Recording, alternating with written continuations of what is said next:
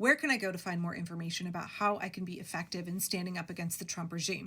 I'm outraged. I'm brokenhearted. I'm devastated by what the Republicans are doing to this country, and I don't know what to do about it. And I've suggested all kinds of organizations that you can get plugged into, from Indivisible to Big Tent USA to Surge. But I want to draw your attention today to a website called choosedemocracy.us. This is a really great resource, and I think if you spend a few minutes going through their website, you'll find some actionable steps that will be helpful for you. Helpful and empowering, right? Because I think sometimes we get really paralyzed with fear. It feels really overwhelming. The Trump regime feels really big and powerful. And we're like, what can we do as regular, everyday Americans? And I just want to remind you that we, the people, actually have the power, right? When we come together, all of our small acts of resistance, they build this giant, powerful movement that can stop the Trump regime. You on your own are not responsible for stopping Donald Trump. Please don't put that on yourself and be like, I can't do everything, so then I can't do anything. I'm just going to be paralyzed because I can't stop this by myself. You don't have to stop it by yourself.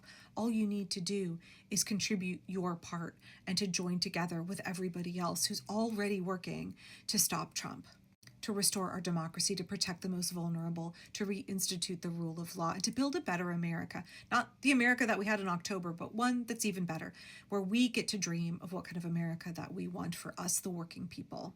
Choose Democracy says, we're democracy-loving people. We share practical actions and lessons from around the globe to fight authoritarians. And there's a little button that says, what can I do? And you click on it. And it has a really helpful page that walks you through several things that you can do. It says, what can I do to fight this coup?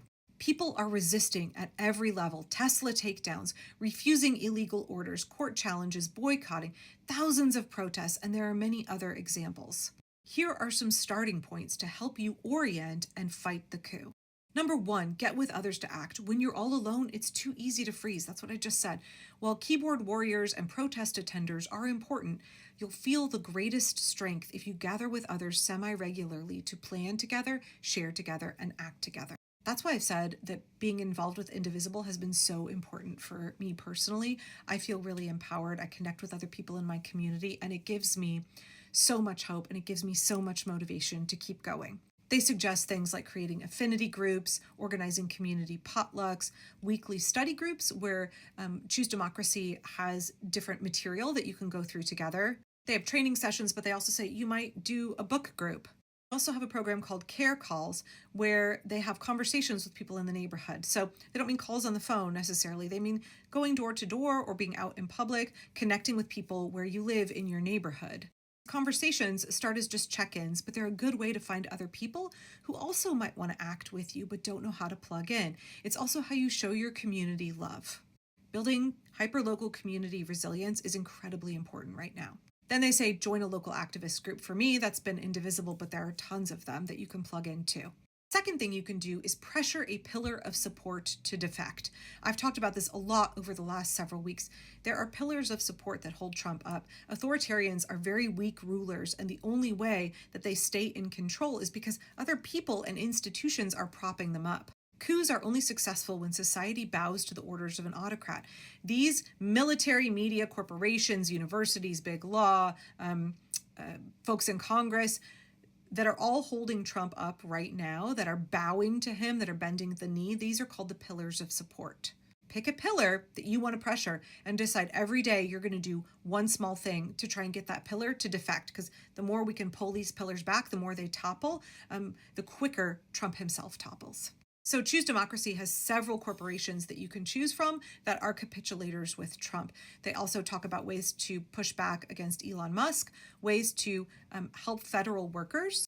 Federal workers and also the police and the military to be non-compliant has been extremely successful in other places around the world where they have had resistance movements that have toppled authoritarianism. They have a way that you can undermine and sabotage Trump's plans. For example, flooding things like the DEI snitch line. Ways that you can sabotage and gum up the works of the Trump regime so that they're not as effective. In fact, they recommend reading the World War II Simple Sabotage Manual. Basically, like, what are the ways that everyday people can participate in non-compliance? Again, because all those small little actions, they really add up. And they talk about how you can pressure your elected officials to no longer be a support for Trump. Constant pressure on members of Congress. Number three is devote yourself to a long-term project. So there's all of these quick actions that we need to do every day. I frequently will make videos where like, here's a 3-minute or 5-minute call to action. Right now, you need to do this. Call your electeds about this issue right now. Or let's plan for this rally coming up in 2 weeks. We need those short-term projects. We need those little things we can do every day, but it's really important that we ground ourselves in longer-term projects as well. We can't just always be on the defense against this regime. There are productive projects that we need to be part of that will help us address the underlying problems that created this dynamic in our society in the first place. So number one is that we must protect people. That is a key component of any resistance movement, is that you must dedicate yourselves to protecting the most vulnerable members, the folks who are being targeted by the regime, the folks who are being harmed the most by their policies.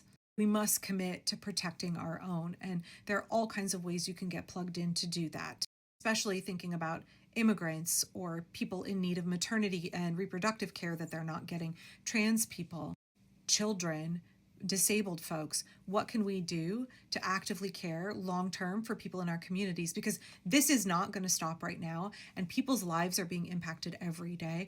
And so we need to look at what the long-term sustaining programs to help protect the most vulnerable in our communities. What does that look like? And how can we get involved with the many organizations that are already doing that? So what mutual aid groups are active where you are? How can you find them and plug in? Number two is defend civic institutions. Autocrats love weak institutions because they can twist them to their will, right? Institutional ethics, values, and bureaucracy can all be used to resist Trump.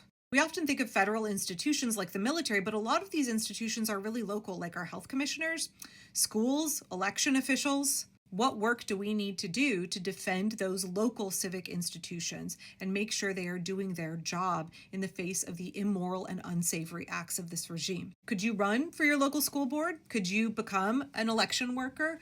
Those are really important things to protecting elections right now, especially super important work. We've got to be thinking about making sure that everybody gets to vote in the 2026 midterms. So number three is thinking about how you can participate in building movements for disruption and disobedience. Autocrats rely on people saying obey in advance, meaning anticipating a more restrictive version of society and behaving accordingly. This is why I've said it's so important that we don't say there won't be elections. We don't give Trump power that he doesn't have. We do not obey in advance. Autocrats rely on moving the needle of what's normal very quickly. Disrupting and disobeying the status quo diverts the autocrats' resources and puts them on the defensive instead of allowing them to plow ahead unencumbered. It also signals to other people with less courage than you or I that they are not alone in opposing what's happening, and it may inspire them to take action. One of the things Indivisible talks about is making protest seem as normal as apple pie in America. This is something that Americans do. This is a culturally very normal thing to do, is that we attend protests. We exercise our First Amendment rights in this country. We need to make sure that we are setting the expectation of normal. We don't let Trump try to dissolve all of the very normal and acceptable things that we care about and that we love and that are our constitutional rights. So how can you get involved in organizations that are actively working to make sure that Trump does not erode what's normal? What kind of disruption and disobedience and resistance can you plug into and plan for that more long range in a more offensive way? What I want to say here is that what we're really talking about with this is organizing for something like a general strike. Real long range, very detailed planning that needs to come off without a hitch. That takes a ton of preparation, laying the foundation work.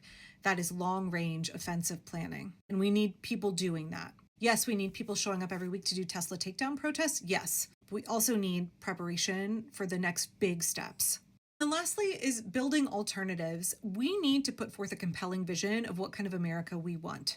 We need to present a narrative to the American people, a dream for the American people that can counter Trump's horrible vision. He says make America great again, but he really just wants to regress America to a time with more suffering and less prosperity. He just wants to wreck all of the things that we care about. And so we need to have a vision that we put together of what community looks like, of what people care looks like, of what life, liberty, and the pursuit of happiness looks like for all of us. So working to build that narrative, build that vision for the future and communicate it is a super important thing to be doing right now. So I really encourage you, check out choosedemocracy.us, tons and tons of good resources on their website.